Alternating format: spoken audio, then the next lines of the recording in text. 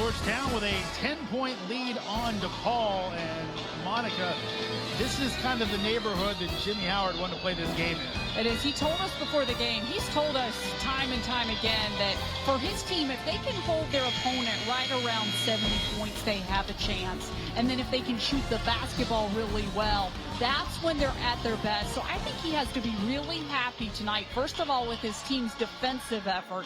And again, Anissa Morrow hasn't had her characteristic night. That certainly helped a bit. But you can't take anything away from the Georgetown's defense and what they've been able to do. And then they've gotten it done on the offensive end. The question is, can they hold on against such a strong DePaul team? 5 minutes to go as foul will be called as Hurston commits another one. And right now, you've got to be a little frustrated if you're Doug Bruno, as Hurston kind of having to play because they just don't have any more bodies. He's seen really those kind of reserve guards come in and kind of get a little foul happy. And as you said, they're just not a deep team this year. DePaul has had to deal with so many injuries, players being unavailable. Certainly thought they were going to have Kiera Collier as one of the guards in the lineup. Not playing this year. You have Jade Edwards, who is out, the graduate student who would have brought so much experience to this team. Bailey Walker as well, a freshman they thought would see time in the lineup. That's off the mark from Rogers, and Moore with the board. It's a big rebound for Christina Moore, who I feel like we may not have talked as much as we should have today in terms of her effort on the floor. The big three-pointers that she knocked down at critical moments in this game have been big for the Hoyas. And she's just such a composed player. Sometimes you don't notice what she's doing. Fauntleroy for three! But you certainly notice what Kennedy Fauntleroy is doing. What a second half for the freshman. You think about the two made three-pointers. You think about her drive to the bucket where she converted and was fouled. And even though she didn't capitalize on the three-point play, that was such a momentum boost for the Hoyas. Talked about it before from her AAU and high school background, not scared of anything at this level, and she's shown it in spades with 22 points today, 8 of 10 from the field.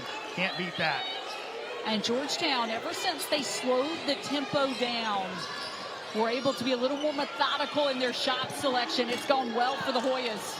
Scott will miss, and DePaul's got to hustle down 15 with just under 4 minutes to go. Holmes will not get it to fall, but will go to the line. But what a find by Darion Rogers coming down the floor.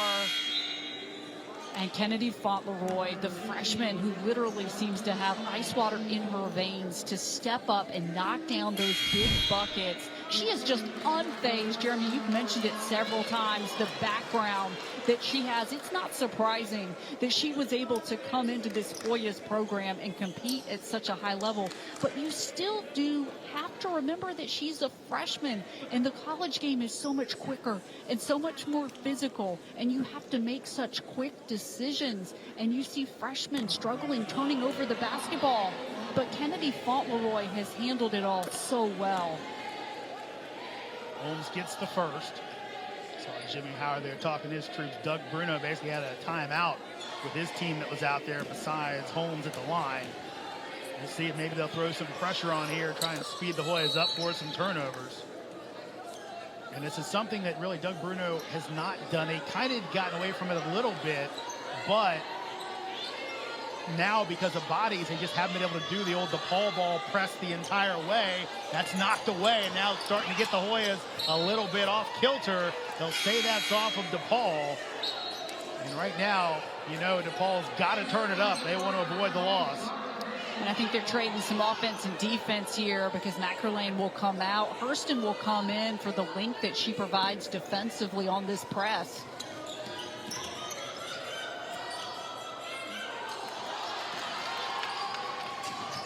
Right now, DePaul just going to try and wreak some havoc. The Hoyas have not turned the ball over very much at all today. Only 8 turnovers. Moore thought about it. Instead, we'll hold off and burn some more clock. That's exactly right. That's the veteran, Christina Moore, Bennett's there, and a chance for three as Rogers commits the foul. And again, this is why it's so important to have experienced players like Christina Moore out on the floor, because a lot of players would have just taken that open look, which was not the right decision for the Hoyas. But Christina Moore gives it up, finds an even better opportunity.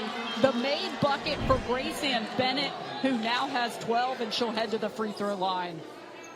Able to complete the three-point play, and we talked about it before. Grace Ann Bennett has become almost a fitness freak, as we have a whistle here,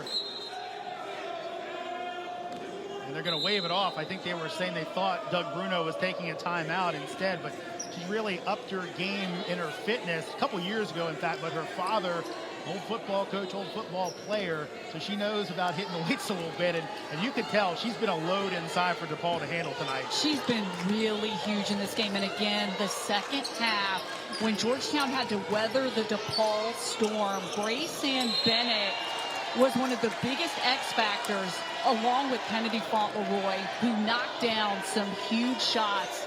And now for Georgetown, can they beat this pressure and run a little bit more clock? Frustrating night for Doug Bruno and his troops, and has his hands on hips at this point. Morrow with the air ball in the previous possession. You don't expect to see that. There goes Claude to Bennett, down low, and a bucket. This is how you deal with the pressure.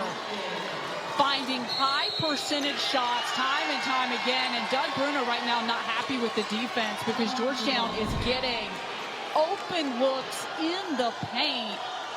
Great passing. Jada Claude drives, draws the defense, dishes it off to Grace Ann Bennett.